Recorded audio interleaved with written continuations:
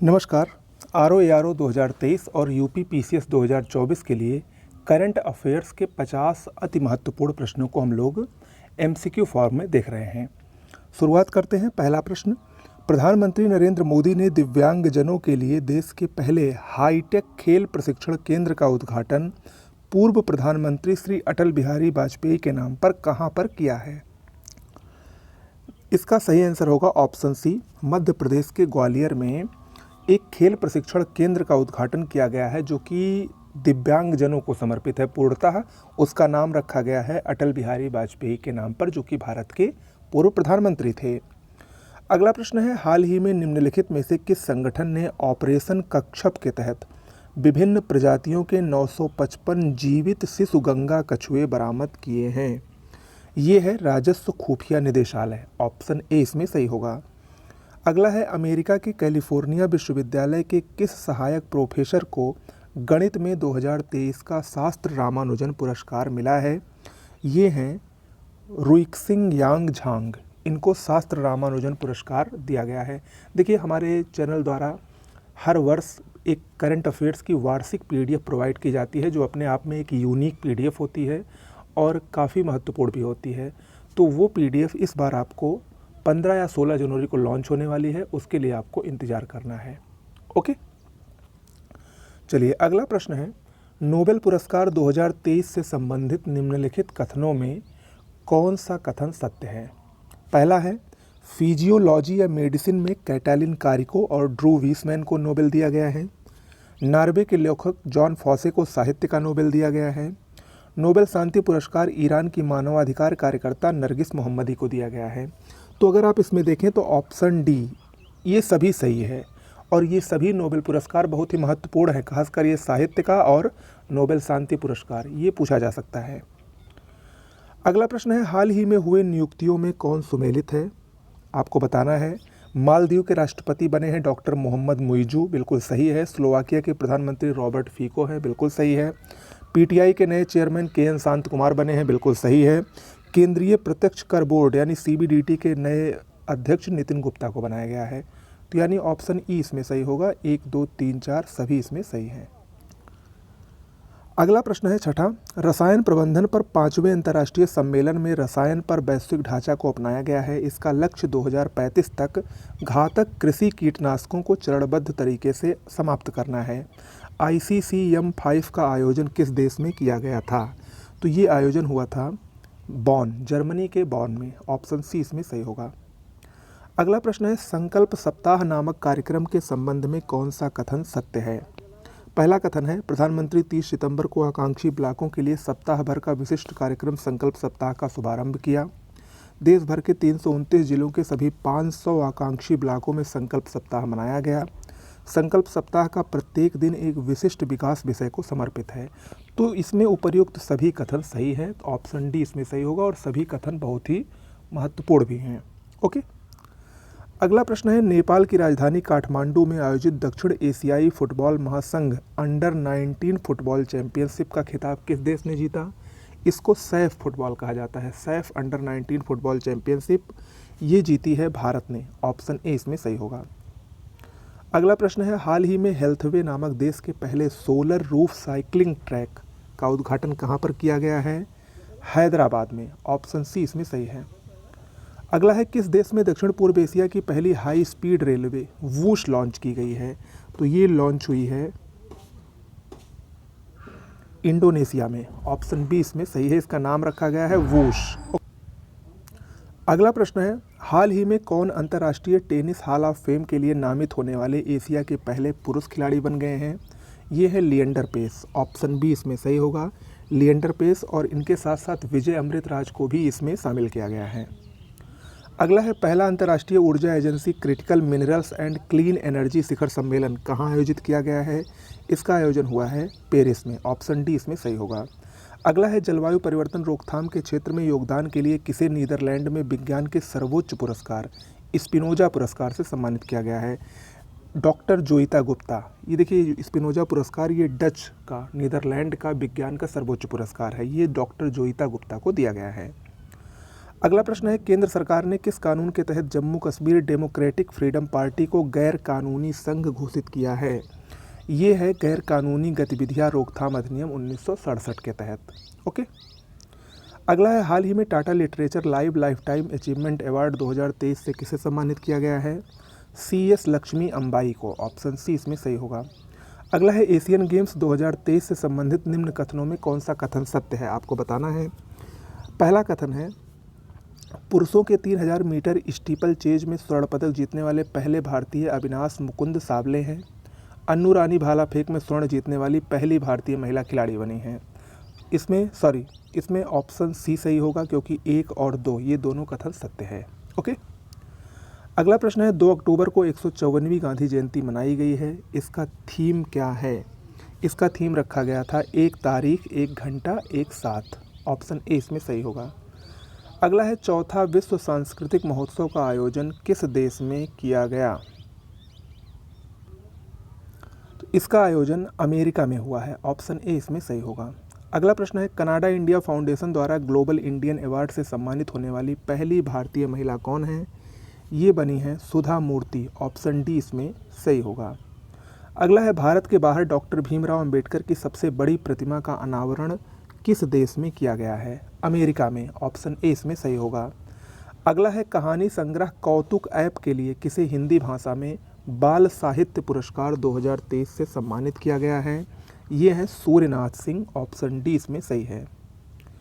अगला है, भारत ने हाल ही में किस देश के साथ अपना पहला निवेश फोरम 2023 आयोजित किया है? सऊदी अरब के साथ। ऑप्शन डी इसमें सही होगा। अगला है, किस शहर ने इंटरनेशनल काउंसिल ऑन आर्काइव्स यानी ICA कांग्रेस 2023 की मेजबानी की है? उस शहर का नाम है अबू धाबी, जो कि संयुक्त अरब अमीरात में है। ऑप्शन ए इसमें सही है। किस देश की प्रथम महिला राष्ट्रपति डॉक्टर सामिया सुलूह हसन को जवाहरलाल नेहरू विश्वविद्यालय द्वारा मानद उपाधि से सम्मानित किया गया? ये हैं तंजानिया की पहली महिला राष्ट्रपति। ऑप्शन सी इसमें सही होगा। अगला है, 19वें एशियाई खेलों में किस खिलाड़ी ने भारत के लिए सर्वाधिक स्वर्ण पदक जीते हैं, जिनकी संख्या 3 है? तो ये है ज्योति वेन्नम। ऑप्शन बी इसमें सही होगा, ज्योति वेन्नम। अगला है, हमास द्वारा अचानक किए गए हमले के जवाब में इजराइल रक्षा बलों ने कौन सा ऑपरेशन शुरू किया है? इजराइल ने इसके जवाब में ऑपरेशन आयरन स्वॉर्ड शुरू किया था। ऑप्शन ए इसमें सही है। हमास ने इजराइल पर अपने हमले का नाम क्या रखा है? हमास ने जो इजराइल पर हमला किया उसका कोडवर्ड है operation Al Aqsa. Option A इसमें सही है। अगला है, 19वें एशियाई खेलों के संदर्भ में निम्न कथनों पर विचार कीजिए। पहला कथन है, समापन समारोह में भारत के ध्वजवाहक PR श्रीजेश थे। बिल्कुल सही है ये। दूसरा है, यह दूसरी बार है जब भारत ने ओलंपिक राष्ट्रमंडल खेल और एशियाई खेलों सहित 3 प्रमुख खेलों में किसी में 100 से अधिक पदक जीते हैं। भारत ने हांगझोऊ 2023 में 28 स्वर्ण 38 रजत और 41 कांस्य समेत कुल 107 पदक जीते और पदक तालिका में चौथा स्थान प्राप्त किया। देखिए, तीनों कथन सही हैं, तो यहाँ पर ऑप्शन डी सही होगा। 1, 2 और 3, और तीनों कथन जो है बहुत ही महत्वपूर्ण भी हैं, तो ये भी याद रखिएगा। ओके। अगला है, एनिमेटेड सीरीज क्रिस ट्रिस और बॉल्टी बॉय भारत है हम के संदर्भ में निम्न कथनों पर विचार कीजिए। इसका निर्माण केंद्रीय संचार ब्यूरो, सूचना और प्रसारण मंत्रालय और ग्राफिटी स्टूडियो द्वारा किया गया है। इस श्रृंखला का उद्देश्य युवाओं को कम ज्ञात स्वतंत्रता सेनानियों के बारे में शिक्षित करना है। तो ये दोनों कथन सही है, बिल्कुल इसका यही उद्देश्य है और इसको इसके द्वारा शुरू किया गया है। नाम क्या है? क्रिस ट्रिस और बॉल्टी बॉय भारत है हम। ओके, एनिमेटेड ये सीरीज है। अगला है, भारत सरकार द्वारा अक्टूबर 2023 में इजराइल हमास युद्ध क्षेत्र से नागरिकों को स्वदेश लाने के लिए कौन सा अभियान शुरू किया गया है? इस अभियान का नाम है ऑपरेशन अजय। ऑप्शन ए इसमें सही होगा। अगला है, हाल ही में लॉन्च किए गए continuously operating reference station network का संचालन निम्नलिखित में से कौन करेगा? ये भारतीय सर्वेक्षण विभाग द्वारा संचालित होगा। अगला है, फोर्ब्स की विश्व के सर्वश्रेष्ठ नियोक्ता 2023 में शामिल भारत का एकमात्र सार्वजनिक उपक्रम कौन सा है? ये है NTPC, National Thermal Power Corporation. Option B इसमें सही होगा।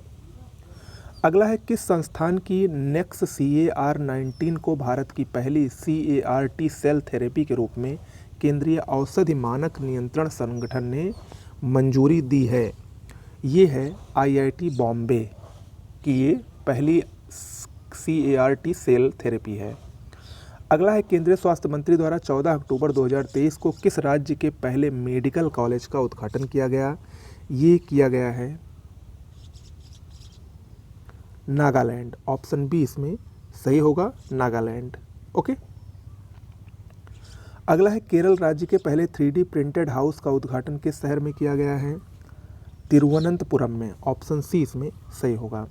अगला है अक्टूबर 2023 में नई दिल्ली में NASC कॉम्प्लेक्स पूसा में आयोजित 4 दिवसीय अंतर्राष्ट्रीय अनुसंधान सम्मेलन का उद्घाटन किसने किया? भारत की राष्ट्रपति श्रीमती द्रौपदी मुर्मू ने। अगला है Asia Pacific institute for broadcasting development का अध्यक्ष किसे बनाया गया है? ये बने हैं भारत। ऑप्शन डी इसमें सही होगा, भारत को इसका अध्यक्ष बनाया गया है। ओके। अगला है हाल ही में भारत की सबसे बड़ी पंप भंडारण योजना की आधारशिला किस राज्य में रखी गई है? मध्य प्रदेश में रखी गई है। ऑप्शन ए इसमें सही होगा। अगला है पुस्तक the book of my life my dance with Buddha for success, ये किसके द्वारा लिखी गई है? ये पुस्तक विवेक रंजन अग्निहोत्री के द्वारा लिखी गई है। अगला है दक्षिण कोरिया के बुसान में आयोजित बुसान इंटरनेशनल फिल्म फेस्टिवल 2023 के संबंध में कौन सा कथन आपको सत्य है? इसमें बताना है आपको। पहला कथन है इसमें, डायरेक्टर हंसल मेहता की वेब सीरीज स्कूप को बुसान इंटरनेशनल फिल्म फेस्टिवल में सर्वश्रेष्ठ एशियाई सीरीज का अवार्ड दिया गया। स्कूप सीरीज के लिए एक्ट्रेस करिश्मा तन्ना ने बेस्ट लीड एक्ट्रेस का अवार्ड जीता। फिल्म निर्माता प्रसन्ना विथानगे की फिल्म पैराडाइज ने किम GS योग पुरस्कार जीता।